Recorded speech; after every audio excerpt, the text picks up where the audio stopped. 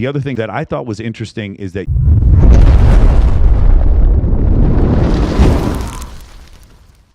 you had made references before to opposite sex friendships. And this is something that's also very controversial amongst people in different dating communities. The idea that can you have platonic friendships between men and women. From my personal standpoint, I found that opposite sex friendships has probably been the most beneficial thing in the world to me when it comes to dating because of the mate copying strategy. So for instance, I will have my birthday, I had 22 women show up. It was me and 22 girls. It was nobody else. It was just, we show up. And guess what, Dr. Buss, I'll show you a picture. They all wore burnt orange. And they didn't even tell me. They wore burnt orange because I'm a Longhorn, and I work in animal rescue, so they all wore cat ears for me. So they show up like that. I walk in, it's me, and I've got cat ears on. I got 22 women behind me with burnt orange on, right? Going hook 'em horns. And we walk into this nightclub in Las Vegas, and I will tell you, I'm not dating most of these women. They're friends of mine, and they bring their friends along, and everyone's like, well, I'm comfortable with Michael, so you're comfortable with Michael, so let's all just go and hang out at this thing together.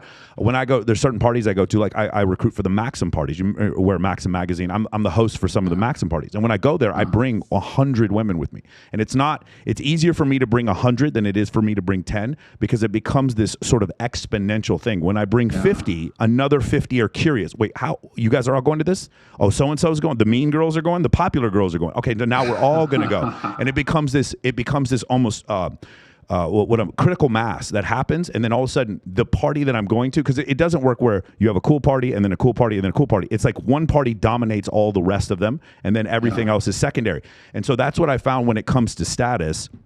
That's kind of how it works. Status is not distributed evenly. There's some people up at the top, like you mentioned, Leonardo DiCaprio, that have massive amounts of status, and then secondary to them, you just find a huge drop off, right? And so that's what I found. It's almost like you get the most, like if you walk into the club with 20 girls, it's just an incredible amount of status that is conferred upon you, and people questioning, like, who is this guy walking in here with this?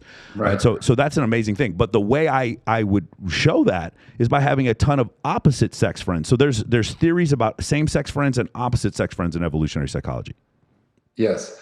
Yeah. And I mean, can men and women be just friends? Of course the answer is yes. And it's a good strategy. I mean, women partly look at men and evaluate them. Does this guy get along well with women? Does he have platonic friends?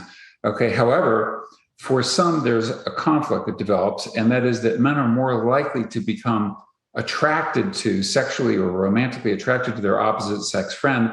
And if that attraction is not reciprocated, then that can cause conflict in the friendship and sometimes termination of the friendship. But cultivating female friends, women look at guys who get along well with women, have female friends, because that's another stamp of approval, or what word did you use? Pre-screening. Pre-selection, absolutely. Pre-selection. Yeah, absolutely, yes. I think one of the things, Dr. Buss, that causes men to be able to, the thing you just mentioned before about falling for your female friends, right? So I think, just to use some colloquialisms, right? It's called being put in the friend zone, right? The friend zone would be a situation where I'm a man attracted to a woman, she's not attracted to me, and so I go ahead and accept a role of friendship as opposed to being like a suitable sexual partner for her. And so I've been put in the friend zone. What I recommend to men is, no, you friend zone every woman you meet. Friend zone all of them. Then when you go to a party with 60, 70 girls, they're not friend zoning you. Then it quite goes the opposite direction, and it becomes a function of, it's me and I'm with 30, 40 girls, and now it becomes intersexual selection amongst the women.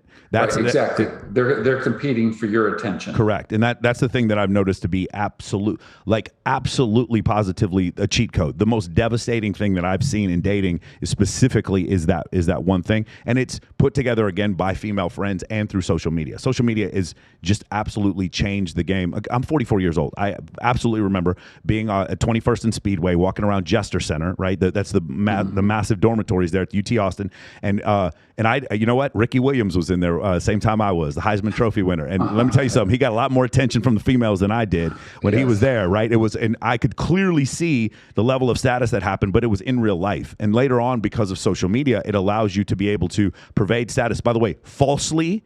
And we talk about this before, how we'll get into the dark triad later, about the men's ability on social media to show fake signs of status, or lie about their height or their income or stuff like that.